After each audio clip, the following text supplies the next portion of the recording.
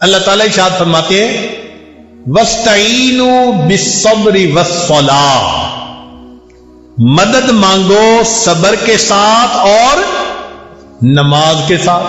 سبحان اللہ، ہمیں بتایا جا رہا ہے کہ اللہ کی مدد مانگنے کا طریقہ کیا ہے۔ صبر کرو، اپنے اندر صبر و ضبط پیدا کرو، پہلی بات، اور دوسری بات کہ نماز کے ذریعے مدد مانگو۔ سبحان اللہ، اللہ کے پیارے حبیب صلی اللہ علیہ وسلم امت کے لیے 23 سال روتے رہے۔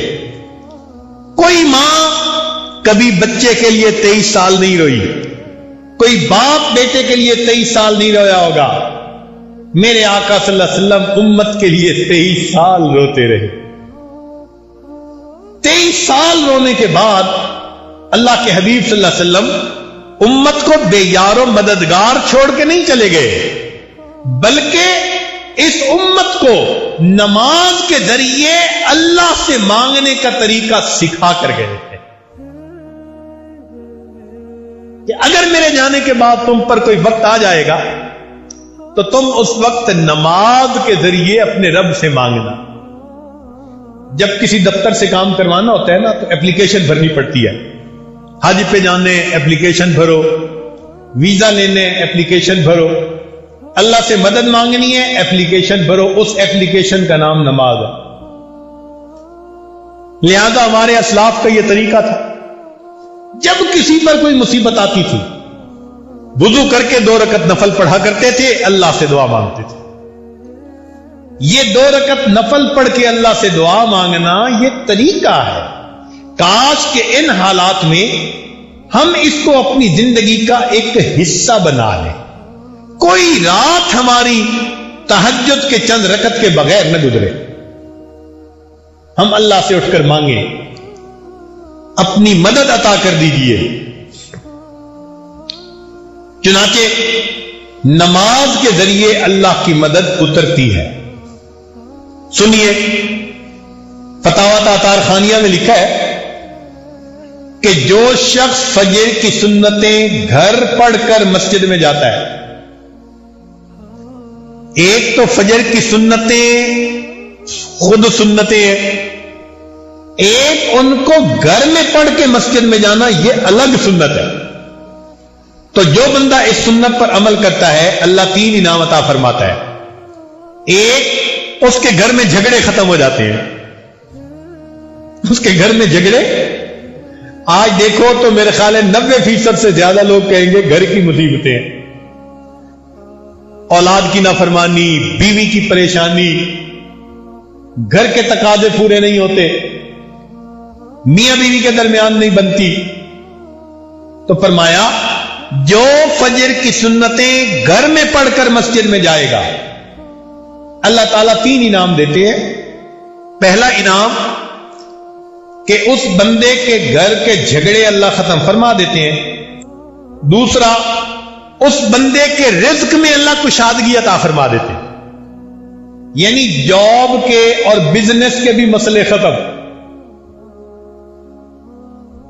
کارخانوں کے مسئلے ختم، مارکیٹ کے مسئلے ختم، رزق کی کشادگی، قرضوں کے مسئلے ختم۔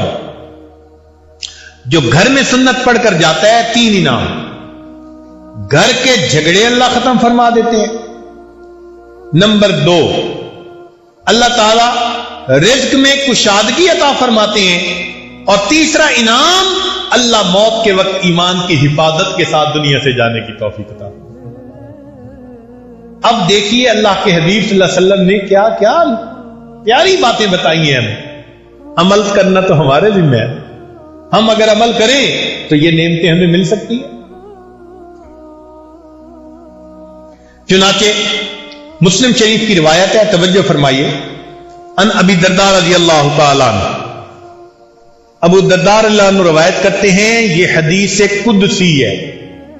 حدیث قدسی کا معنی اللہ تعالیٰ فرماتے ہیں، یا ابن آدم، اے آدم کے بیٹے، آدم کی اولاد، لا تعجز عن 4 رکعات من اول النہار اکفیک آخرہ، تو دن کے شروع میں یعنی فجر کی 4 رکعت پڑھ لیا کر اس کی برکت ہوگی، میں سارا دن تیرے کاموں میں تیری مدد کروں گا۔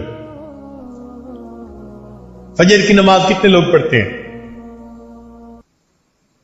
آج جمعہ میں جتنے مسلمان مسجد میں آتے ہیں نا، اتنے مسلمان اگر فجر کی نماز میں مسجد میں آنے لگ جائیں، یہ عاجز گمان کرتا ہے اللہ کی مدد اتر آئے۔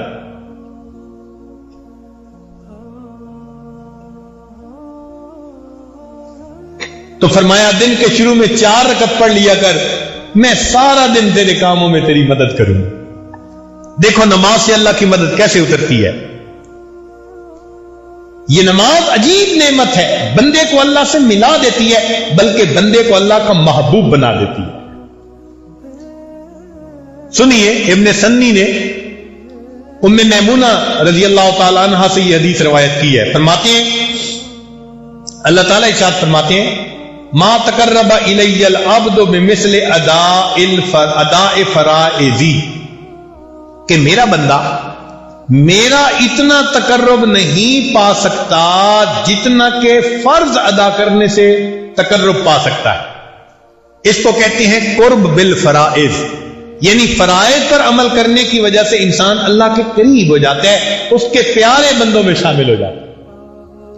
تو جو بندہ فرائض ادا کرے وہ اتنا قریب، اور جو نفل پڑھے تو چیری اپون دی کیک کے اوپر تھوڑی سی کریم رکھتے ہیں نا، میٹھی مزے کی ہوتی ہے، تو وہ نفل اتنے اچھے اللہ کو پیارے لگتے ہیں۔ دستور کی بات ہے کہ جو بندہ ایکسٹرا ٹائم میں اپنے مالک کا کام کرے تو وہ پیارا لگتا ہے۔ گھر کا خادم آتے ہوئے شہد کی بوتل لے آئے، اور جی شہد خالص مل رہا تھا، راستے میں میں نے کہا میں آپ کے لیے لے آتا ہوں۔ اب ڈیوٹی ٹائم تو نہیں تھا نا، اپنے ٹائم میں اس نے 5 منٹ رک کے شہد خریدا۔ آپ پیسے بھی دیں گے، ساتھ محبت بھی بڑھے گی۔ اس نے میرا خیال رکھا، ایکسٹرا ٹائم میں کام کیا۔ تو ایکسٹرا ٹائم جو ہوتا ہے نا وہ خوشی کا باعث بنتا ہے۔ یہ نفل ایکسٹرا ٹائم ہے، فرائض نہیں ہے، اس لیے نفل پڑھنے والے سے اللہ بہت خوش ہوتے ہیں۔ چنانچہ فرماتے ہیں وَإِنَّهُ لَيَتَقَرَّبُ إِلَيَّ بِالنَّوَافِلِ حَتَّى أُحِبُّهُ، کہ میرا بندہ نوافل کے ذریعے اتنا میرے قریب ہو جاتا ہے کہ میں اس بندے سے محبت کرنے لگ جاتا ہوں۔ ہمارے دل میں بھی تمنا ہونی چاہیے ہم اللہ کے محبوب بن جائیں، اللہ کے پیارے بندے بن جائیں۔ اور یہ دیکھو کہ یہ محبوب کیسا بنتا ہے۔ فرمایا فَإِذَا أَحْبَبْتُهُ، جب میں اس سے محبت کرتا ہوں، اللہ فرماتے ہیں كُنْتُ رِجْلَهُ الَّتِي يَمْشِي بِهَا، میں اس کے پاؤں یعنی اس کی ٹانگیں بن جاتا ہوں جس سے وہ چلتا ہے۔ وَيَدَهُ الَّتِي يَبْطِشُ بِهَا، ہاتھ بن جاتا ہوں جس سے وہ پکڑتا ہے۔ وَلِسَانَهُ الَّذِي يَنْطِقُ بِهِ، زبان بن جاتا ہوں جس سے وہ بولتا ہے۔ وَقَلْبَهُ الَّذِي يَعْقِلُ بِهِ، دل بن جاتا ہوں جس سے کہ وہ سوچتا ہے۔ اللہ اکبر کبیرہ۔ اسی طرح کی حدیث بخاری شریف میں بھی ہے، الفاظ کے کچھ فرق کے ساتھ، مفہوم یہی ہے۔ یعنی اللہ تعالیٰ فرماتے ہیں کہ میں اس بندے کی آنکھیں بن جاتا ہوں، زبان بن جاتا ہوں، ہاتھ بن جاتا ہوں، پاؤں بن جاتا ہوں۔ یا اللہ، آپ فرما رہے ہیں مالک الملک، احکم الحاکمین، رب العالمین، اپنے بندے کے بارے میں کہ میں اس کے یہ اعضاء بن جاتا ہوں۔ اللہ اکبر۔ اور یہ نہیں کہ یہ صرف بات ہی بات ہے، یہ سچ ہے۔ چنانچہ اللہ تعالیٰ نے اس کو سچ کر دکھایا۔ جب نبی علیہ السلام نے ریت پھینکی، اللہ تعالیٰ فرماتے ہیں وَمَا رَمَيْتَ إِذْ رَمَيْتَ وَلَٰكِنَّ اللَّهَ رَمَىٰ، آپ نے نہیں پھینکا جب آپ پھینک رہے تھے، وہ تو اللہ پھینک رہا تھا۔ یا اللہ، آپ اتنے بڑے ہیں، بندے کے ساتھ اتنا احسان فرماتے ہیں کہ اگر وہ آپ کے حکم کی پیروی کر لیتا ہے استقامت کے ساتھ جمع رہتا ہے، اتنی شان سے نواز رہے ہیں. فرماتے ہیں جب آپ پھینک رہے تھے، آپ نہیں پھینک رہے تھے، اللہ پھینک رہا. اللہ اکبر کبیرہ. اسی پر تو کہنے والے شاعر نے کہا کہ گفتہ اللہ بود گرچہ از حلقوں میں عبداللہ بود، کہ وہ بندے کے گلے سے بات نکل رہی تھی مگر حقیقت میں ان کا بولنا اللہ کا بولنا. یہی حدیث پاک تو میں سمجھا رہی ہے کہ مومن کو اللہ تعالیٰ پھر کیا مقام عطا فرما دیتے.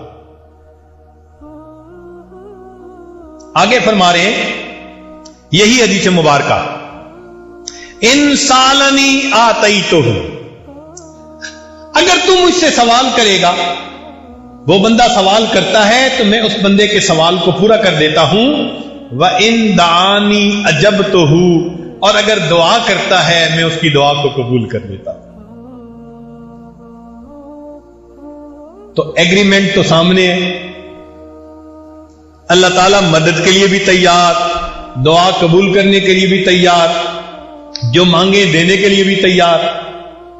اب کام تو ہمارا معاملہ ہے نا جو پیچھے رہ گیا.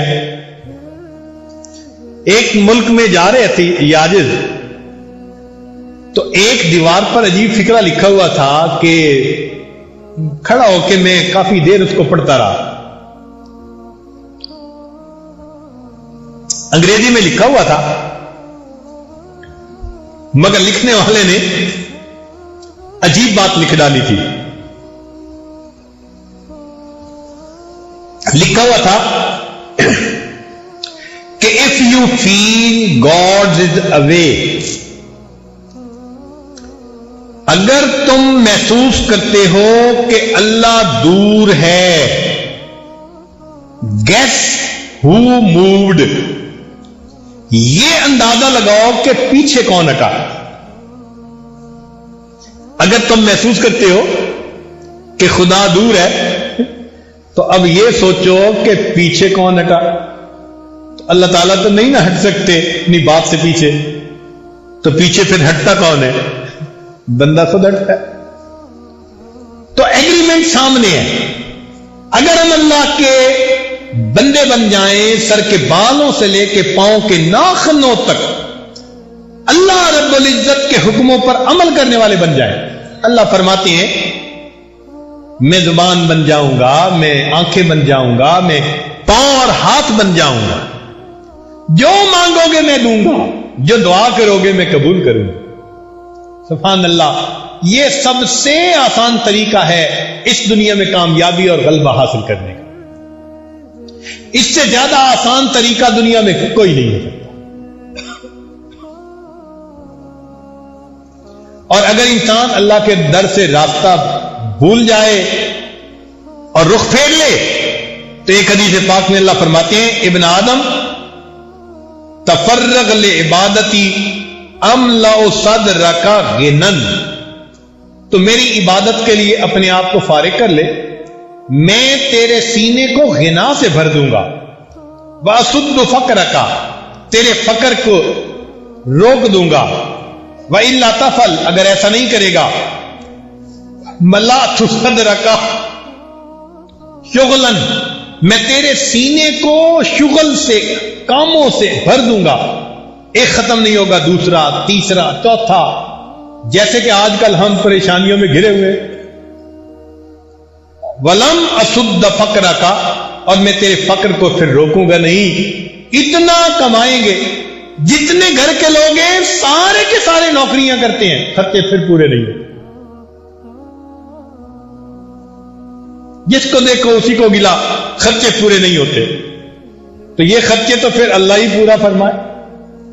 تو ہمارے پاس ایک ہی راستہ ہے کامیابی کا کہ ہم اپنی نگاہیں مخلوق سے ہٹائیں اور کس ذات پر جمائیں؟ اللہ. اور یوں کہیں حسبنا اللہ، ہمیں اللہ.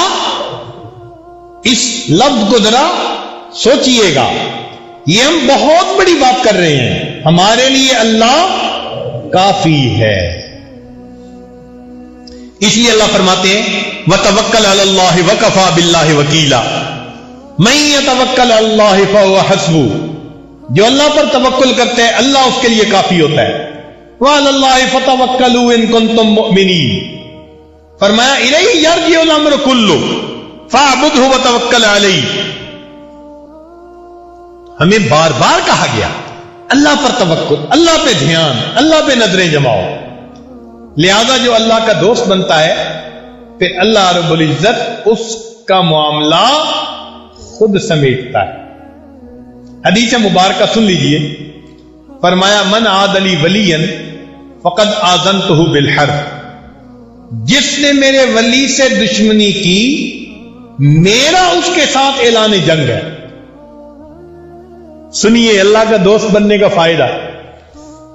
من عاد لی ولیا جس نے میرے ولی سے دشمنی کی فقد آذنتہ بالحرب اللہ تعالیٰ فرماتے ہیں میرا اس کے ساتھ اعلان جنگ.